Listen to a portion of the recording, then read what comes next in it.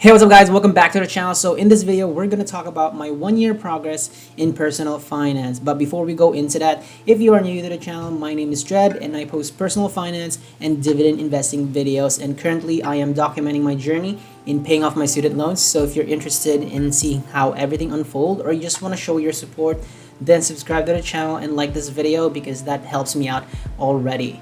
So back in August of 2019, I decided to start looking into my personal finances because I recently just graduated from college and I've had this big problem with me, okay? Like, I think this is a problem that every college student or college graduate has once they've graduated, okay? If you took this out to fund your college, then this is your problem too. And my biggest problem was my student loans. Obviously, once you graduated, you're gonna think about how you're going to pay for it, okay? And me, I wanted to become financially wealthy, and I think tackling debt was one of the things that you need to get rid of in order to become financially wealthy. So I doubled down on looking into personal finances because not only I wanted to pay off my student loans, I also wanted to become financially wealthy. Obviously, I wanted to make some money, passive income, and all that stuff. So for my first year of personal finance, I've had 3 goals, but I have 2 main focus. The first main focus was on my student loans. I wanted to pay off my student loans as fast as I can so that I don't have to accumulate much more debt in the near future. And then the second one was to actually invest more in my portfolio. So obviously I'm into like passive income as well. That's why I've been working on this channel, working and reading all the other articles out there all about passive income. So I've been doubling down on dividend investing, and that's what I've been doing since the past year, and not even just the past year, but like years before that. Okay, and then the third goal, which is kind of like I don't know, just like hanging on the side, is basically growing my savings as well.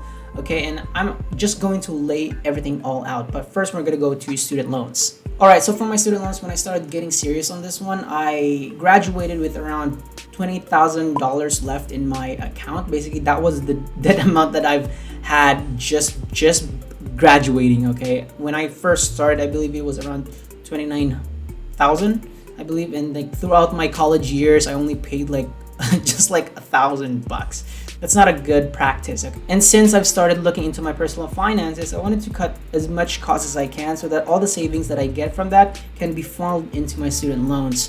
So that's what I really did. I looked for articles, online videos on YouTube, kind of like just figure out how do I actually start paying off my student loans. And good enough, I actually found Graham Stephan, Ask Sebi, Dave Ramsey, Money Mustache, all those other video influencers and online influencers that kind of like help you on the personal finance space, and that's where I really started. And one of the things that really started me in paying off my student loans was with Dave Ramsey. I watched one of his videos where he basically explained how you can actually start paying off your student loans with 2 basic strategies. And I think this is a strategy that a lot of people in the personal finance space are actually following. The first one is the debt snowball method, and then the debt avalanche method. And I personally focused on the debt snowball method initially. Okay, so for my student loans, I have around 8 student loans, basically 4 private and then 4 federally held student loans. 3 of those private is from Sallie Mae and 1 is from College Avenue. So if you've been watching any of my progress videos, you'll notice that I mentioned a lot of these account numbers from Sallie Mae, and this student loan was the very first one that I started paying off, and this was Sallie Mae 6207, and at that time it had around $1,700 when I first started, and it had a minimum payment of around $50, and all the expenses that I've saved kind of like cut out.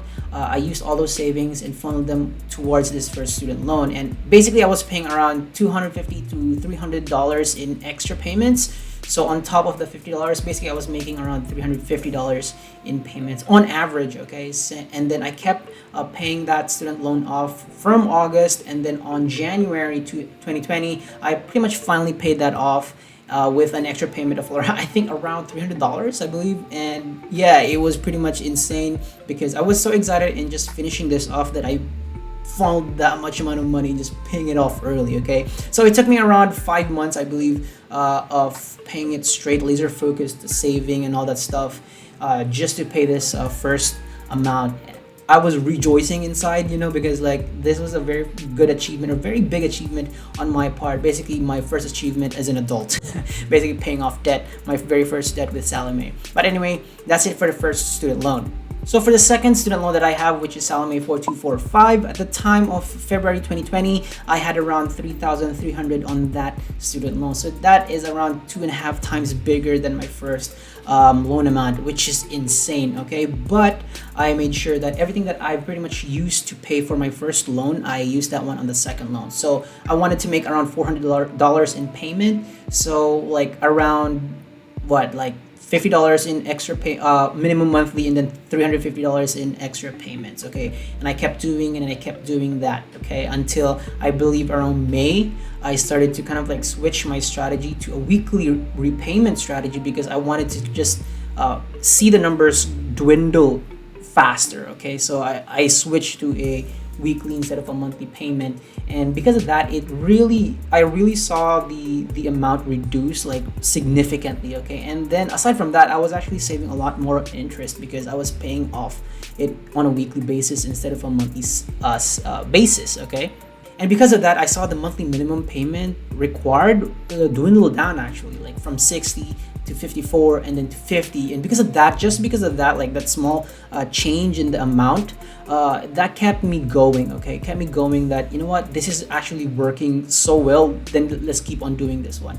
And I paid it off and I paid it off, and recently, it was just like around September 6th that I pretty much hit it off. You know, I made an extra payment of $156, $56 or $60 extra on top of the 100 that I make in weekly payments to this student loan, and I paid it off very quickly. So basically, it took me around 8 months of focused paying on this student loan, and then boom, it's gone on September 6th. And now that leaves me with 6 student loans left. Now the third one that I'm tackling right now is with 6489, which is still in Salome. Now at this point, I've pretty much switched to a debt avalanche strategy. Basically, I'm just tackling the bigger amounts now rather than the smaller amounts because I wanted to just save more on interest now. And pretty much the purpose of me going to a debt snowball method first was because I wanted to be motivated. Okay, this is the very first time that I doing all this adult stuff, basically the paying of debt and all that stuff, you know. So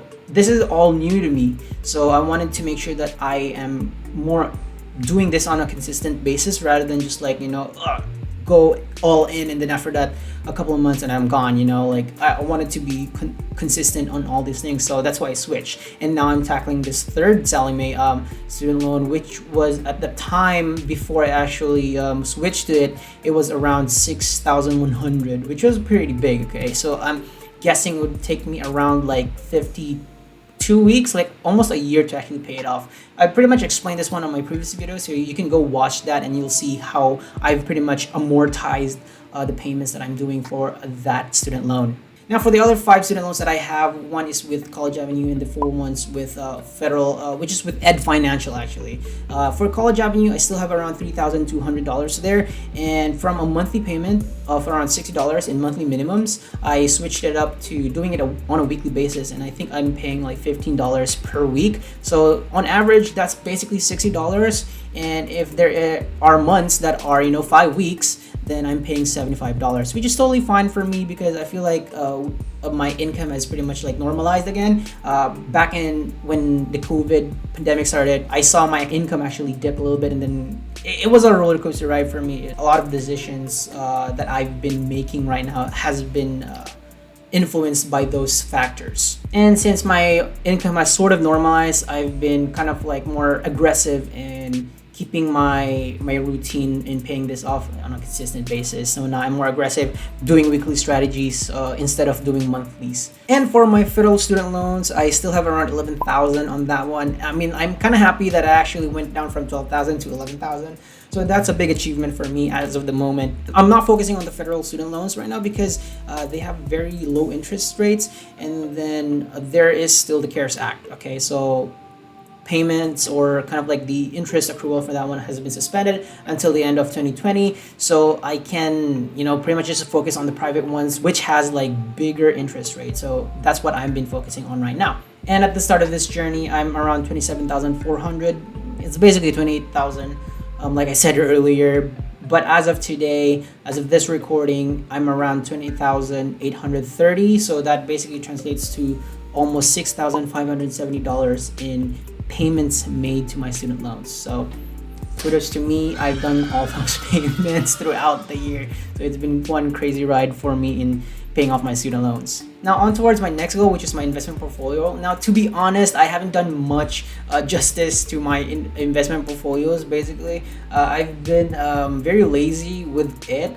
All I've been doing really is, looking at it, recording how much dividends I've made, and then after that, I forget about it basically. And it's kind of like for a purpose, because I am a dividend investor. I don't actually look at stocks every day. It's because that's just me. I don't like to look at stocks every day, kind of like buy and sell. I'll do all those day trading stuff. It's just not my jam.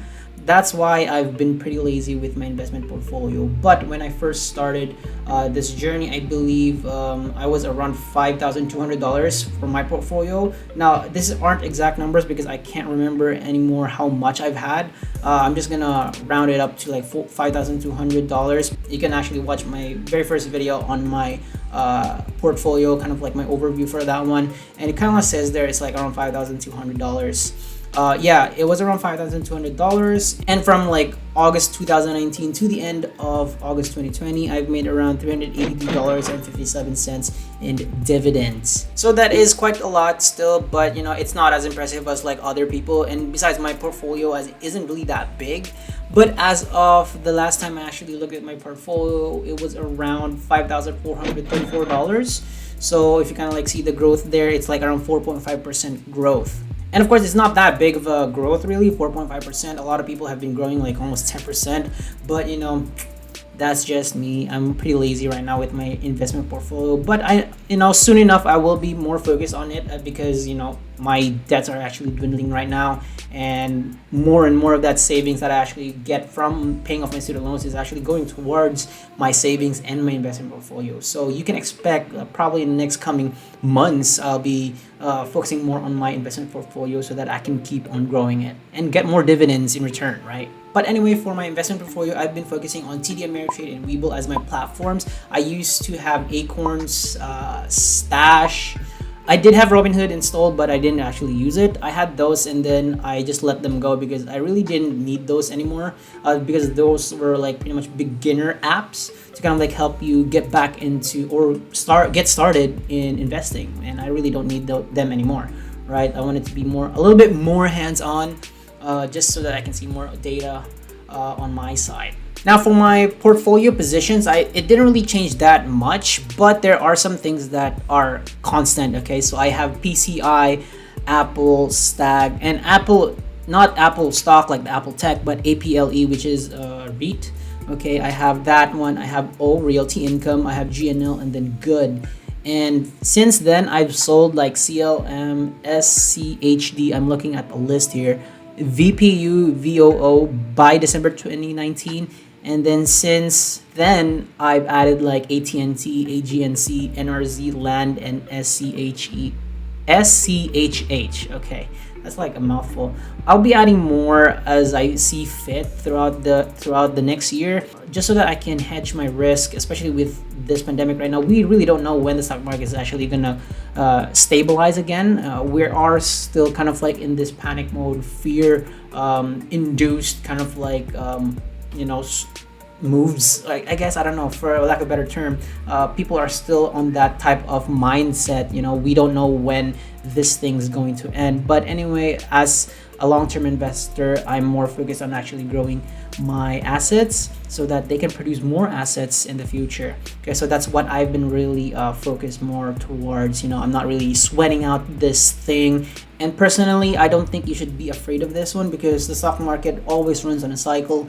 It always corrects itself. So whatever we're experiencing right now is pretty much just temporarily, because a couple of months from now, or probably maybe even years, it's just gonna go back up again, and we're gonna keep winning again. So just stay focused on your investment goals and make sure that you are not moving based on your fears or based on your emotions. Okay, but anyway, my next plans for my portfolio, just keep on adding more dividend pairs there. I've been adding monthly pairs, and basically looking at more safer stocks or safer ETFs. I've been looking into ETFs now just so that I can really hedge my risk. I might be planning to transfer some of my stocks from from TD Ameritrade to Webull, but I don't know if I will push through with that one. I'll just have to see how the times are gonna go. Now onto my savings. Now for savings, this is kind of weird because like I know that a lot of people, even for Dave Ramsey, like the people who listen to him,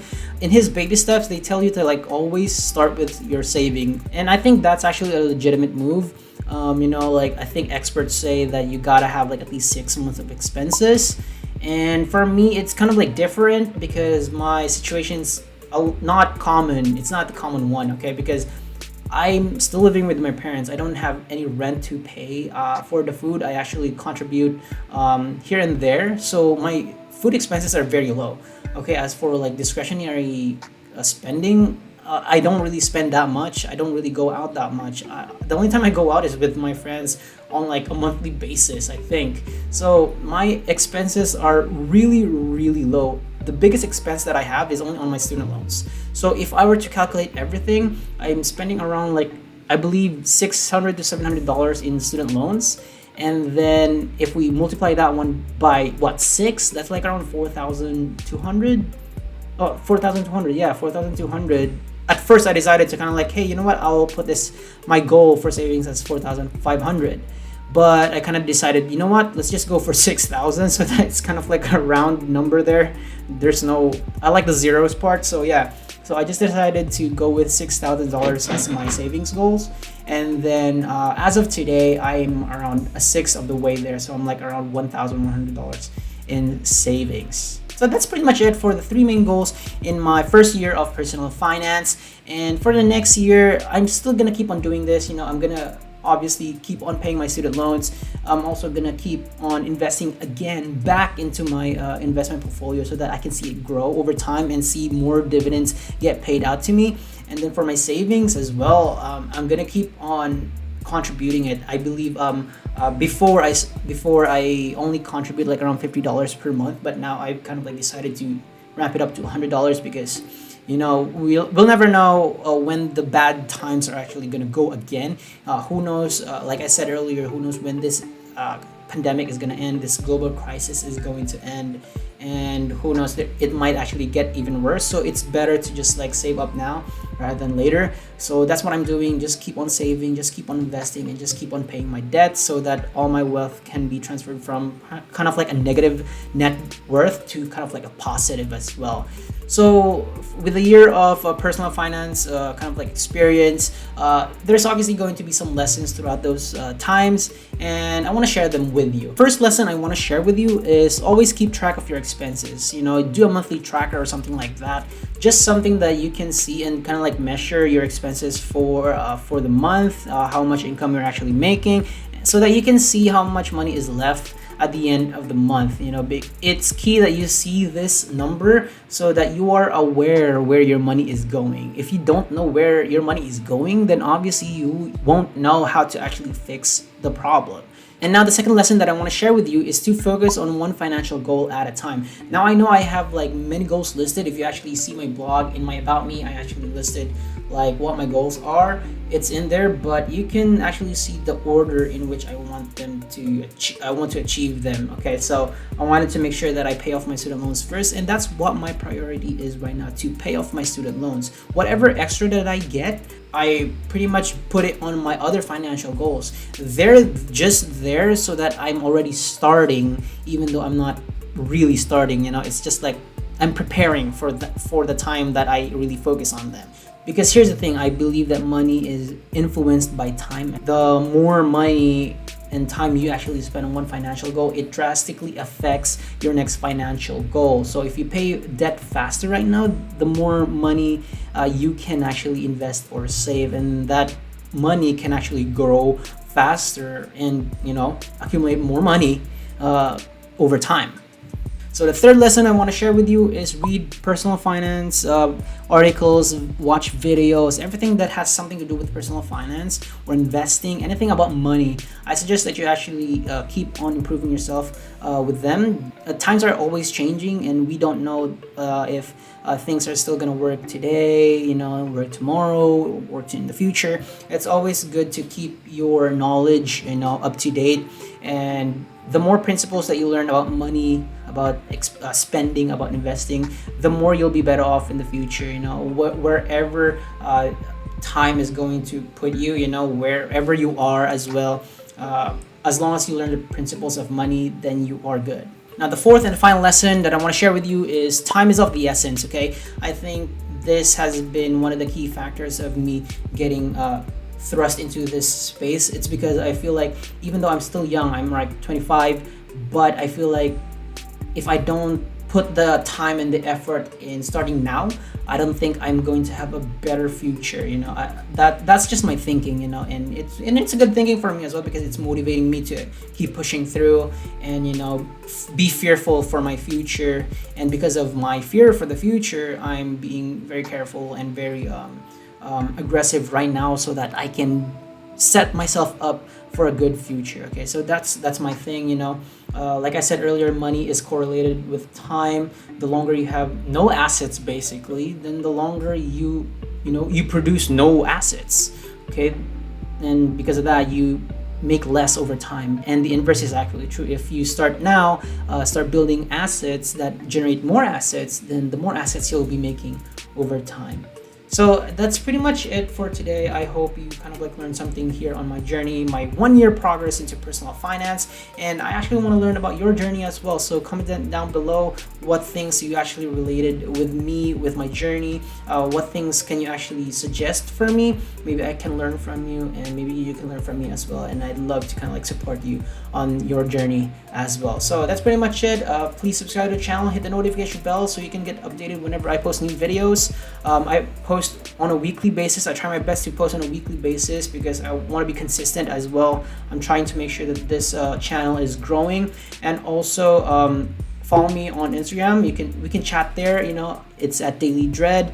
We can exchange ideas. Like I said, chat there. I post some stories there. It's not frequent as it used to be. I use that one for my communications purposes.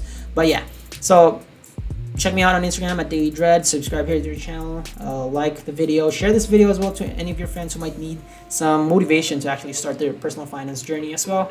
And as always, I hope you have a wonderful day, and I will see you in the next video. Bye.